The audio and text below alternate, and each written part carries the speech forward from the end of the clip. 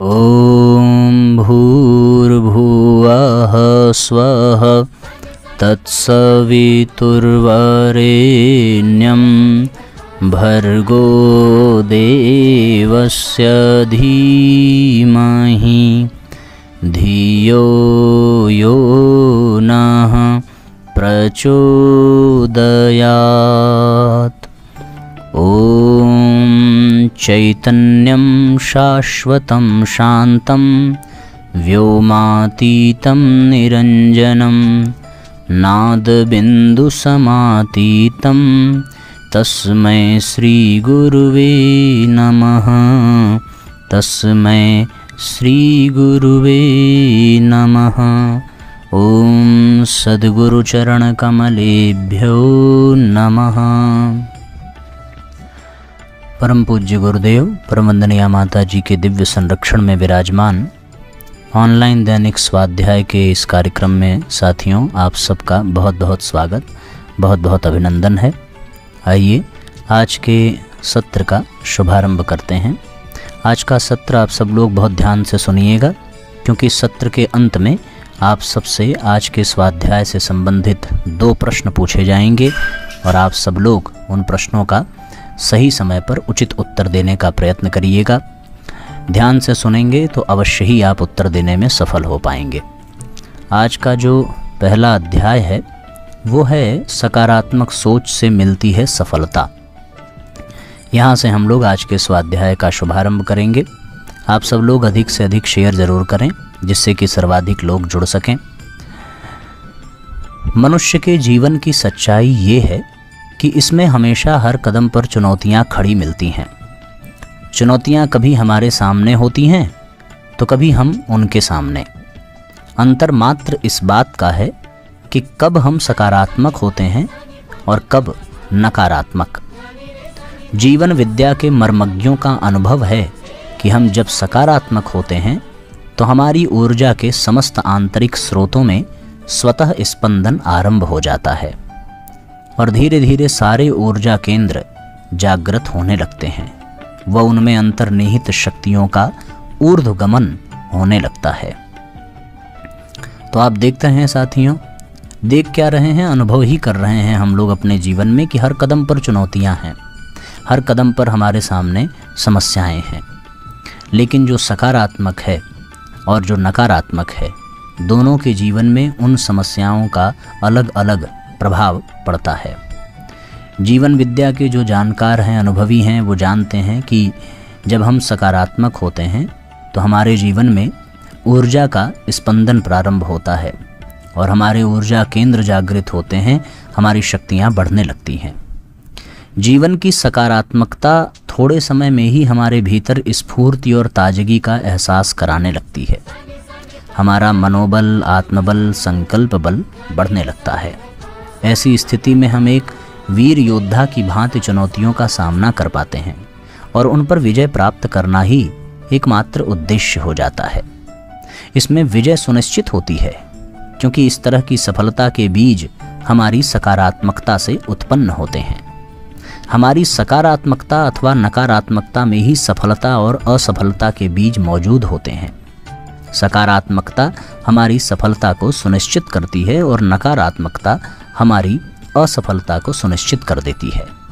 सकारात्मकता की सबसे बड़ी खूबी यही है कि कठिन से कठिन परिस्थितियां भी हम पर हावी नहीं हो पाती।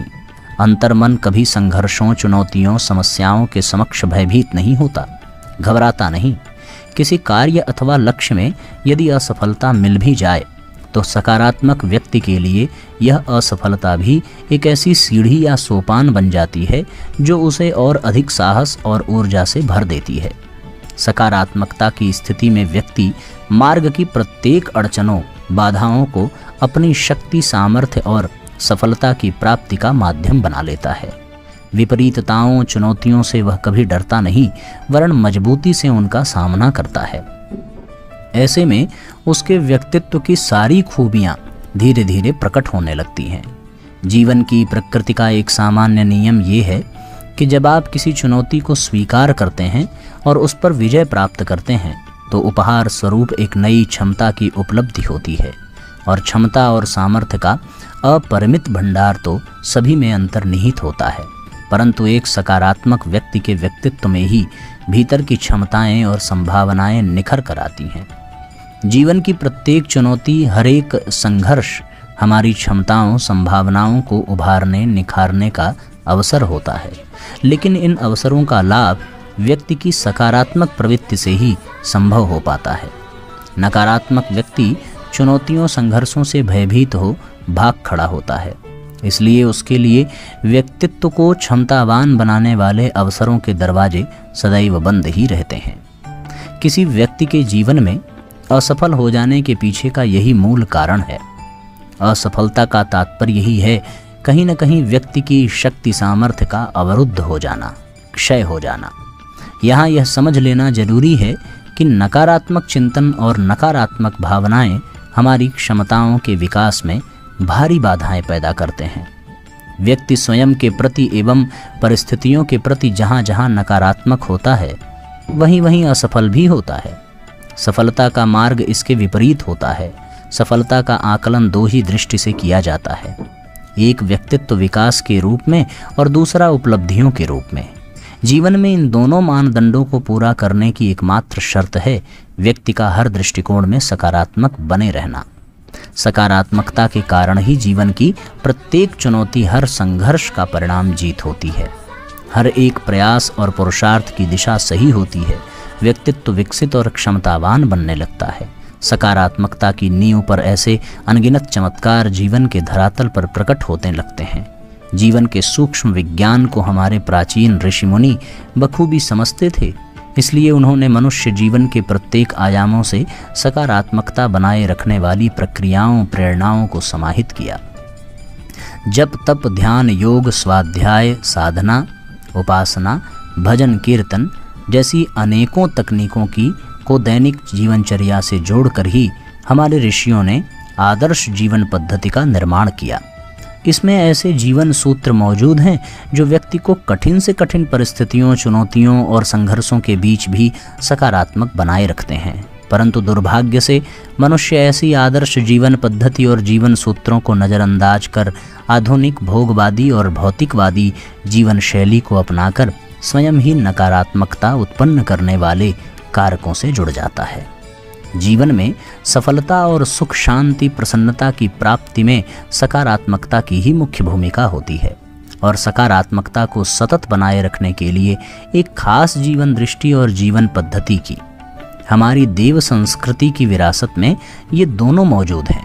आवश्यकता है सिर्फ इन्हें जीवन में उतारने और साकार करने की। स्वार्थ, अहम और भोग में लिप्त जीवन जल्द ही नकारात्मकता से भर जाता है और अंततः अनेकों समस्याओं व दुखों का पर्याय बन जाता है। नकारात्मकता से युक्त जीवन एक अभिशाप की तरह हो जाता है। ऐसे अभिशाप की स्थिति से बचने का उपाय यही है कि जीवन को सार्थक, उद्देश्य और आदर्श जीवन पद्धति के अनुशासन में जिया जाए। सजगता पूर्वक स्वयं भी पड़ताल की जाए कि व्यक्तित्व के किसी भी स्तर पर, किसी भी रूप में नकारात्मकता तो नहीं पनप रही है। मनोभावों में हीन भावना, निराशा, ईर्ष्या, द्वेष, असंतुष्टि, भय, शंका, अपमानित समझना, तुलना करना, कमियां खोजते रहना, बुराई, निंदा की प्रवृत्ति जैसे अनेक लक्षण हैं जिनसे भीतर की नकारात्मकता का पता चलता है।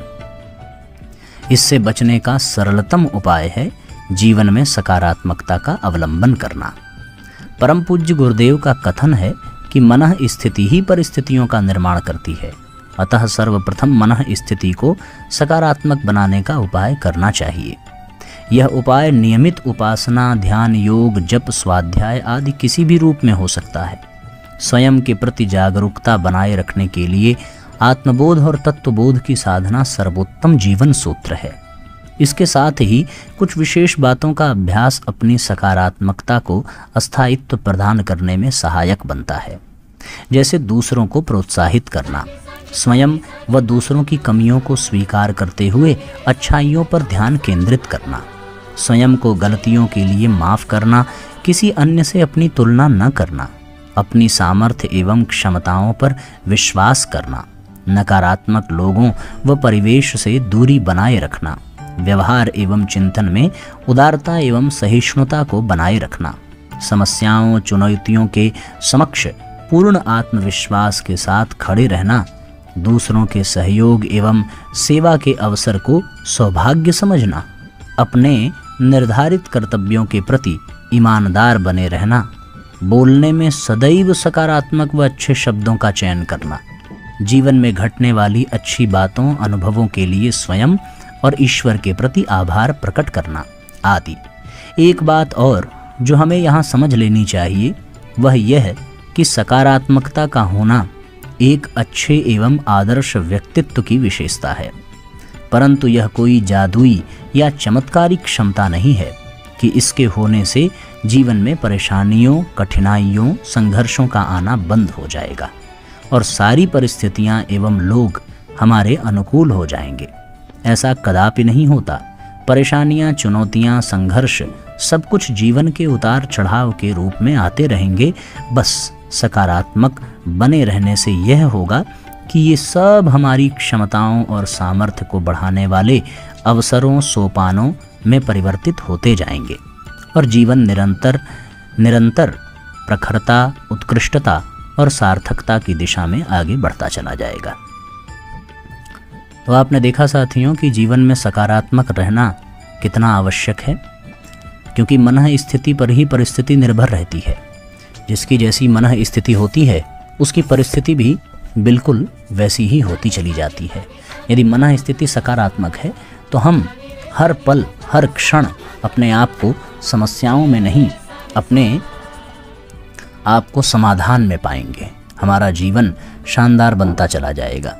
इसलिए हमें वो हर संभव प्रयास से निरंतर जुड़े रहना चाहिए जो हमारे मन बुद्धि को सकारात्मक बनाने में सहयोग करते हैं। और यहाँ पर पूज्य गुरुदेव ने बताया है नियमित उपासना, मेडिटेशन, योग, जप, स्वाध्याय जो हम लोग प्रतिदिन कर रहे हैं।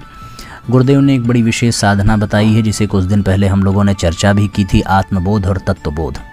ये साधना साथियों हर एक व्यक्ति को करनी चाहिए। मेरा अपना अनुभव मैं आपको बताना चाहता हूँ। सवेरे जब हम लोग सो कर के उठते हैं तो हमारी जैसी मनोभूमि रहती है उसी मनोभूमि के अनुसार हमारे क्रियाकलाप, चिंतन, चरित्र बन जाते हैं।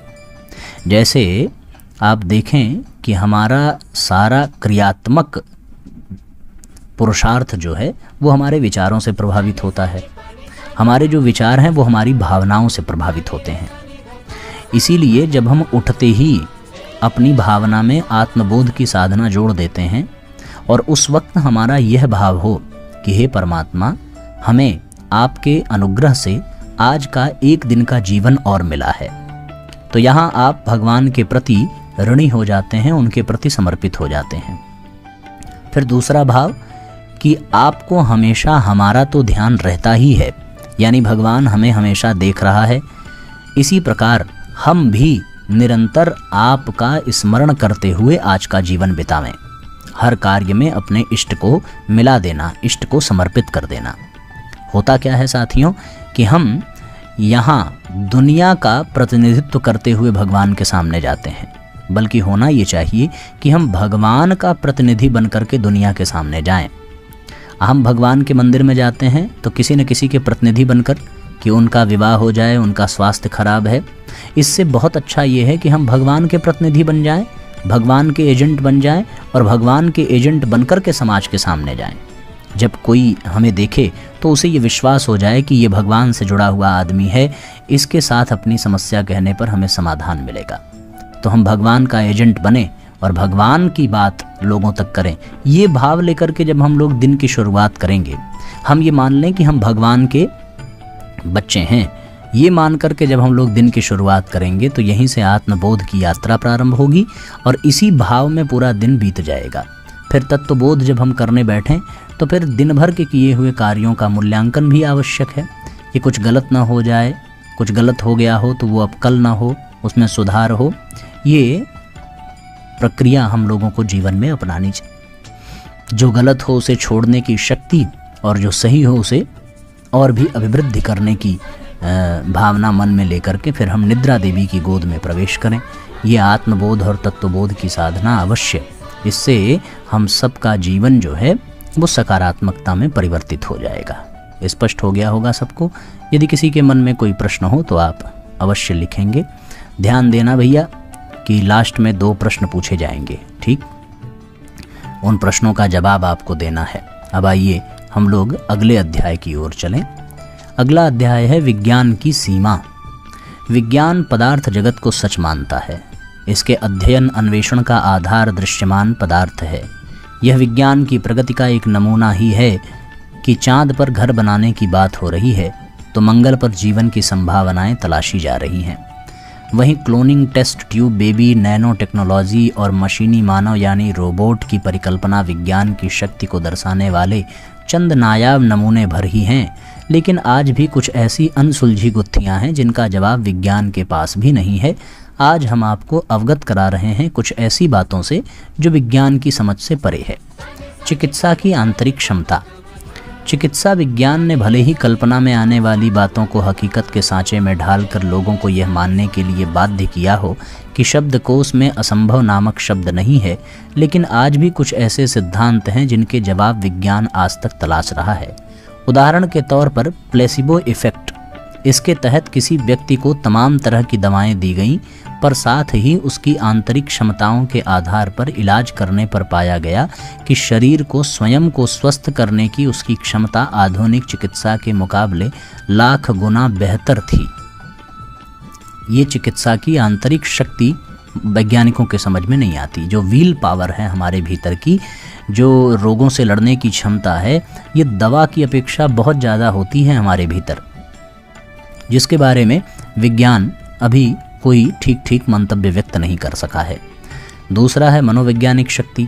मनोवैज्ञानिक शक्ति और छठी ज्ञानेंद्रियों की परिकल्पना विज्ञान आज तक सुलझा नहीं पाया है। कुछ लोग मानते हैं कि अंतर्ज्ञान ऐसी मनोवैज्ञानिक शक्ति है जो किसी चीज के बारे में पहले आभास होने की शक्ति प्रदान करता है। इसको किसी सिद्धांत का नाम नहीं दिया जा सकता। वैज्ञानिकों ने जब इस बात को जांचने की कोशिश की तो जो परिणाम आए वे नकारात्मक थे। कुछ शोधकर्ताओं ने तर्क दिए कि मनोविज्ञान शक्ति को मापा नहीं जा सकता। विज्ञान ने इसे टेलीपैथी नाम दिया, लेकिन इसके बारे में कोई वैज्ञानिक सिद्धांत या परिकल्पना आज तक नहीं दे सका है। सही बात है भैया कि जो छठी हमारी इंद्रिय ज्ञानेंद्रियां हैं, जिसे पूर्वाभास हो जाता है, इसके विषय में भी विज्ञान ठीक कुछ बता नहीं पाया। मृत्यु अनुभव और उसके बाद की जिंदगी। जिंदगी का शाश्वत सत्य है मृत्यु। इस संसार में जन्म लिया है जो मृत्यु तो होगी ही। शायद यह एक ऐसी बात है जहां आकर विज्ञान पूरी तरह असफल हो जाता है। इस दिशा में की गई शोधों में अनपेक्षित अनुभव निकल कर आए हैं। मृत्यु के बाद पुनः जीवित हो उठने वालों में से कुछ को मृत्यु के बाद ऐसा लगा जैसे वे किसी गुफा में चले जा रहे हों। उसमें प्रकाश सा आ रहा हो, एक तरह की शांति का एहसास उन्हें हुआ, पर इसका कोई वैज्ञानिक आधार नहीं बताया जा सका। तो ये भी बहुत बड़ा मसला है जिसमें विज्ञान मौन है, वो कुछ कर नहीं सकता, चाह कर भी कुछ कर नहीं सकता। अगला बिंदु है साथियों कि अनभिज्ञात आकाशीय पिंड। इस बात में कोई संदेह नहीं कि ऐसे आकाशीय पदार्थ होते हैं जिन्हें पहचाना नहीं जा सकता। लोग इन्हें आकाश में देख तो सकते हैं, लेकिन इनकी पहचान आज तक संभव नहीं हो पाई है। इसको लेकर कई परिकल्पनाएं दी गई हैं और तर्क प्रस्तुत किए गए। किसी ने इसे दूसरे ग्रह का स्पेस क्राफ्ट कहा, तो किसी ने इन्हें उड़न तश्तरी या हवाई एयरक्राफ्ट कहा, तो कुछ ने आकाशीय छल कहा। वैज्ञानिकों ने शोध के द्वारा कुछ यूएफओ अनआइडेंटिफाइड फ्लाइंग ऑब्जेक्ट को पहचानने की कोशिश की, पर कुछ आज भी वैज्ञानिकों के लिए रहस्य बने हुए हैं। वही आकाशीय पिंडों से जुड़ी कुछ घटनाओं की गुत्थी रहस्य ही बनी हुई है। डेजा वू, पूर्वानुभव। डेजा वू एक फ्रेंच वाक्यांश है जिसका मतलब होता है पहले से देखा हुआ। जिंदगी में कई लोगों के साथ कुछ चीज़ों और जगहों को देखने पर ऐसा लगता है कि जैसे पहले से वे उस जगह को जानते हों, उस जगह से उनका कोई नाता हो। उदाहरण के तौर पर किसी व्यक्ति का किसी नए स्थान पर जाकर ऐसा महसूस करना कि जैसे पहले से ही वह इस स्थान से पूरी तरह परिचित है। अंतर्ज्ञान के ऊपर वैज्ञानिकों द्वारा किए गए कई शोधों में इसमें शोध करने की कोशिश की गई, तो परिणामों में तमाम तरह की भिन्नता और उनके प्राकृतिक होने की बात सामने आई। पर यह बात भी महज विज्ञान का रहस्य ही बनकर रह गई। अगला है भूत। लोग इसे अंधविश्वास का नाम देते हैं तो कई इसे आत्मा का मुक्त न हो पाना मानते हैं। इनसे जुड़ी कहानियाँ, किस्से सुनकर हमारा बचपन पला बढ़ा है। एक छायादार शरीर जिसका मात्र एहसास है लेकिन कोई प्रमाण नहीं है। आभास, इसका संबंध छठी ज्ञानेंद्रिय से है। इस बात पर कई कथानक और फिल्में बनाई जा चुकी हैं। लोग इंद्रियों की इस शक्ति को मानते हैं। वहीं विज्ञान मनुष्य के पास इस विशेष क्षमता के होने की बात से इनकार भी नहीं करता। विज्ञान कहता है कि कुछ बातों का आभास मनुष्य को पहले हो जाता है, लेकिन शरीर की इस अद्भुत शक्ति के बारे में विज्ञान के पास आज तक कोई सशक्त उत्तर नहीं है। बिगफुट, लंबे बड़े बालों वाली मानव सदृश एक आकृति जिसके बारे में वैज्ञानिकों के बीच आज भी बहस जारी है। कुछ उसकी उपस्थिति को पूरी तरह नकारते हैं तो कुछ इसके होने को स्वीकारते हैं। यह मुख्यतः अमेरिका के सुदूर जंगलों में पाए जाते हैं। पूरे विश्व में इन्हें अलग अलग नामों से पुकारा जाता है। तिब्बत और नेपाल में इन्हें येती के नाम से पुकारते हैं, तो ऑस्ट्रेलिया में योवी के नाम से। ऐसा माना जाता है कि हजारों की संख्या में बिगफुट होते हैं, लेकिन आज तक इनके शरीर का अवशेष जंगल में नहीं मिल सका है। वहीं विज्ञान इनके न होने की बात आज तक प्रमाणित नहीं कर सका है। विज्ञान के लिए इनके होने की पुष्टि करना या न करना बहुत बड़ी समस्या है। द टाओस हम, मैक्सिको के एक छोटे से शहर या टाओस में लोगों ने एक ऐसी अजीब भिनभिनाहट सुनी जो लोगों को आज तक सोने नहीं देती। सन 77 में ब्रिटेन के एक अखबार में इससे जुड़े 800 पत्र आए, जिसमें लोगों की तरफ से इस भिनभिनाहट की शिकायत आई। लोगों ने शिकायत दर्ज की कि इसकी वजह से वे सो नहीं पाते, उन्हें घबराहट रहती है, सांस की तकलीफ हो गई है, न तो वे लिख पाते हैं और न पढ़ पाते हैं। सन 1993 में मैक्सिको के साथ मिलकर उत्तरी अमेरिका ने इस ध्वनि के स्रोत का पता लगाने की शुरुआत की। कुछ वैज्ञानिकों ने तर्क दिया कि वे विद्युत चुंबकीय तरंगे हैं, तो कुछ ने कहा कि यह ध्वनियों का आपस में टकराव है, लेकिन इसके स्रोत के बारे में आज तक पता नहीं लगाया जा सका। रहस्यपूर्ण गुमशुदगी, लोगों का अचानक गुम हो जाना आज भी विज्ञान के लिए एक रोचक पहेली है। वे लोग कहाँ चले जाते हैं? अगर किसी दुर्घटना के शिकार हो जाते हैं तो ऐसे में फॉरेंसिक साइंस के लिए यह जान पाना संभव होता, परंतु फॉरेंसिक साइंस के पास भी लोगों के अदृश्य होने वाली घटनाओं का कोई जवाब नहीं है। उनकी खोज के लिए एक मत वाला कोई सिद्धांत आज तक दिया नहीं जा सका है। इन घटनाओं को यहाँ लिखने का तात्पर्य यही है कि प्रकृति केवल दृश्य नहीं है, बल्कि यह अदृश्य भी है। यह कहना सही होगा कि अदृश्य ही दृश्य सत्ता को नियमित एवं नियंत्रित करती है। ऐसे में विज्ञान के पास इसका कोई जवाब नहीं है। विज्ञान अपनी सीमा से एक कदम आगे बढ़ना होगा ताकि इन अनुत्तरित प्रश्नों के उत्तर ढूंढे जा सकें। इस तरीके से साथियों, ये एक गंभीर बिंदु थे जिसमें विज्ञान की असफलता और विज्ञान को सीमित दायरे में बताया गया है। वास्तविकता तो यही है कि सब कुछ प्रकृति के नियंत्रण में है। जो सूक्ष्म है उसी के नियंत्रण में सारा स्थूल सरंजाम है। एक कहानी है नीचे। शेख फरीद अपने शिष्यों के साथ बैठे थे। अध्यात्म के गूढ़ एवं गहन विषयों पर विचार विमर्श हो रहा था। एक शिष्य के मन में प्रश्न उभरा और उसने शेख साहब से पूछा, हुजूर, कहते हैं कि ईसा मसीह को जिंदा सूली पर लटका दिया गया और उन्हें दर्द नहीं हुआ। मंसूर को भी पत्थरों के वार झेलने पड़े पर वे जरा भी नहीं कराहे। क्या ऐसा संभव है? शेख फरीद मुस्कुराए और अपने शिष्य को एक साबुत नारियल देते हुए बोले, इसमें से गरी निकाल सकते हो? शिष्य बोला, हजूर, यह नारियल अभी पूरा पका नहीं है। पके और सूखे नारियल का खोल गिरी से कैसे अलग हो जाता है, तो उसे निकालना आसान है। शेख फरीद बोले, बेटा, ठीक इसी प्रकार जिन इंसानों की रूह उनके जिस्म से लगाव खो देती है, उनके ऊपर भी जिस्मानी तकलीफ़ों का असर नहीं होता। निरासक्त व्यक्ति शरीर होते हुए भी उसके बंधनों से मुक्त होते हैं और परमात्मा चेतना में स्वच्छंद भ्रमण करते हैं। कितनी सुंदर बात है। अपने आप में ये बड़ा गजब का है संदेश, क्योंकि वास्तव में जब हमारा मन, हमारी आत्मा, हमारा चित्त देह भाव से ऊपर उठ जाए तो देह की पीड़ा पीड़ा नहीं रह जाती। एक छोटा सा अध्याय, और ये आज का आखिरी अध्याय, भारतीय पर्व उत्सव। भारत के प्रमुख त्योहारों में दीपावली का विशेष स्थान है। इस पर्व में माँ लक्ष्मी का पूजन प्राचीन काल से प्रचलित है। दीपावली आलोक पर्व है। सभी उम्र के लोग बड़े आनंद उल्लास के साथ इसे मनाते हैं। इसका आगमन निकट आते ही घरों की सफाई का कार्य शुरू हो जाता है। घरों के अतिरिक्त कुआं, तालाब, मंदिर, चौराहा आदि सार्वजनिक स्थल भी दीपों के प्रकाश से जगमगा उठते हैं। कृषि प्रधान भारत में आज से हजारों वर्ष पूर्व इस उत्सव का प्रचलन ऋतु पर्व के रूप में हुआ था। इस समय एक फसल पककर घरों में आ जाती है। यह उल्लास दीपावली के रूप में फूट पड़ता है। काल क्रमानुसार इस पर्व के साथ महत्वपूर्ण ऐतिहासिक घटनाएं जुड़ती गईं। स्कंद पुराण, पद्म पुराण और भविष्य पुराण में इसके संबंध में विभिन्न कथाएं हैं। दीपावली पर लक्ष्मी पूजन क्यों होता है, इसका उत्तर हमें प्राचीन ग्रंथ सनत कुमार संहिता की उस कथा से मिलता है जिसमें दानवराज बलि के कारागार में बंदिनी देवी लक्ष्मी को वामन अवतार रूपधारी भगवान विष्णु द्वारा मुक्त कराने का उल्लेख है। पुराणों में इस रात्रि को महारात्रि कहा गया है और यह मंत्र तंत्र विद्या की सिद्धि के लिए अद्वितीय मानी गई है। वैदिक साहित्य के अतिरिक्त अन्य प्राचीन भारतीय धर्मों के साहित्य में भी दीपावली की पृष्ठभूमि अलग अलग रूपों में मिलती है। इस पर्व से जुड़े हुए अन्य प्रमुख पर्व हैं धन्वंतरि त्रयोदश, धनतेरस, नरक चतुर्दशी, गोवर्धन पूजा तथा भ्रातृद्वितीया, भैया दूज। भारतीय पर्व परिवेश स्वच्छता की दृष्टि से अत्यंत महत्वपूर्ण है।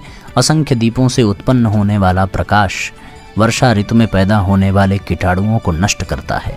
घरों की सफाई के लिए चूना, नीला थोथा आदि कीटाणुनाशक पदार्थों का प्रयोग सील, दुर्गंध और अस्वास्थ्यकर वातावरण को दूर करता है। तेल का धुआं जो दीपकों से निकलता है सांस के जरिए भीतर पहुंचकर मस्तिष्क को पुष्ट करता है, साथ ही संक्रामक कृमियों का संहार करता है। भारतीय अर्थ प्रणाली के अनुसार यह आर्थिक वर्ष का प्रथम दिन है। बही खातों को बदलकर हिंदू लोग उनकी पूजा करके वर्ष भर के आय व्यय का निरीक्षण करते हैं और भविष्य के लिए महत्वपूर्ण निर्णय लेते हैं। गोवर्धन पूजा हमें संगठन शक्ति के महत्व का बोध कराती है। भगवान कृष्ण ने इंद्र वर्षा का जल की कृपा पर आश्रित न रहकर अन्य साधनों का प्रयोग करने के लिए साहस और उद्यम की प्रेरणा देते हुए ग्वालों को संगठित करके गोवर्धन उठाया, उसे बांध के रूप में प्रयुक्त किया और ब्रजभूमि को समृद्ध किया। कार्तिक शुक्ल द्वितीया को भ्रातृद्वितीया, भैया दूज का पर्व मनाते हैं। यह पर्व भाई बहन के परिवारों को संयुक्त रखने में महत्वपूर्ण भूमिका निभाता है, उनके अटूट प्रेम को सुदृढ़ करता है और हिंदू परिवारों के संगठन को भी बहुत बदल देता है। इस तरीके से साथियों आज का ये अध्याय पूरा हुआ। प्रश्न अब पूछने की बारी है। आप लोग कमर कस लीजिए। जो लोग YouTube पर सुन रहे हैं, चैट बॉक्स पर खोल करके टाइपिंग के लिए अपनी उंगलियों को तैयार रखें, जिससे कि आप तुरंत अपने पूछे गए प्रश्नों का उत्तर दे सकें। आज का पहला प्रश्न साथियों आपके सन्मुख है। हम लोगों ने एक छोटी सी कहानी पढ़ी थी, जिसमें छोटी सी कहानी में किसी शिष्य ने अपने गुरु से पूछा था कि ईसा मसीह को सूली पर लटका दिया गया।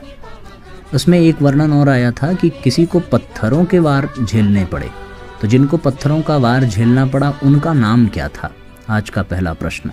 पत्थर मारे गए थे और पत्थरों को मारने से उनको दर्द नहीं हुआ, उन्होंने चीखना चिल्लाना नहीं पड़ा, उनका नाम क्या था। अभी हम लोगों ने स्वाध्याय में पढ़ा, उनका नाम क्या था। ये हम लोग जल्दी से बताने की कृपा करें, ठीक है ना। जल्दी से पहला प्रश्न। दूसरा प्रश्न ये है साथियों कि मुख्य रूप से सकारात्मक सोच के लिए कौन सा उपाय परम पूज्य गुरुदेव ने बताया है। परम पूज्य गुरुदेव ने कौन सा उपाय बताया था, जिसमें उपासना, ध्यान, योग, जप, स्वाध्याय, ये सब तो हम लोग जानते ही हैं, पर एक मुख्य सूत्र गुरुजी ने दिया था जिसकी व्याख्या हमने की थी। वो कौन से 2 सूत्र हैं जिसकी चर्चा हमने की और वो सकारात्मकता के लिए अत्यंत आवश्यक हैं। यही 2 प्रश्न, इसका उत्तर आप चैट बॉक्स में लिखिए। जो पहली बार लिखेगा उसको प्रथम पुरस्कार दिया जाएगा। कल हम लोग फिर से समय पर स्वाध्याय में जुड़ेंगे। आइए आज के सत्र को विराम दिया जाए। ओम भूर्भुवः स्वः तत्सवितुर्वरेण्यं भर्गो देवस्य धीमहि धियो यो नः प्रचोदयात्। सभी प्राणियों को, सभी परिजनों को बहुत बहुत प्रणाम, धन्यवाद। सबका मंगल हो। शुभ रात्रि।